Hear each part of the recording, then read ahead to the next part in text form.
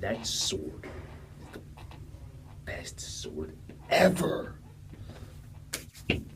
So Magnus Chasing the Sword of Summer is the first book in Rick Riordan's new series, Magnus Chasing the Gods of Asgard.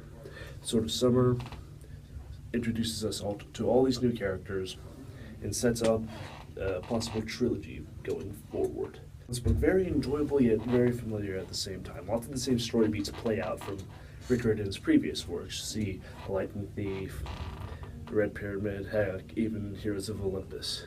Whether or not that is a negative or a positive for you may entirely depend on your opinions of his previous works.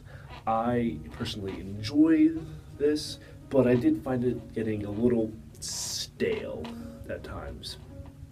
However, because this is my completely biased opinion, I know opinions are sort of illegal on the internet at this point, but because this is my opinion, I don't give a shit.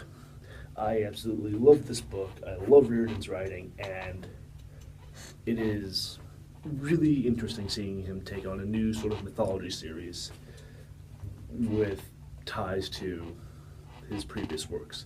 At this point, he's built up almost an Avengers-esque universe with several different pantheons all coexisting. Greek, Egyptian, Roman, and Norse. Here's are also some of the characters are very interesting, others are rather boring. Magnus, the main character, the one I'm supposed to be rooting for, is sort of one of those generic cookie cutters, I'm a teenager sort of characters. He's got his angst, he's got his problems, but instead of those problems being gossip and, shitty history tests, his problems are monsters constantly trying to murder him. Blitzen and Hearthstone are a little more interesting. They're sort of a play on the archetypes that we usually see dwarves and elves occupy in mythology series. And it was very refreshing to see a new take on them. And Samira Al-Abbas, the lead female character, is actually really awesome, really badass, and just she's rarely regulated to the typical damsel in distress, and does more saving of the other characters than they do saving of her, which I found very nice.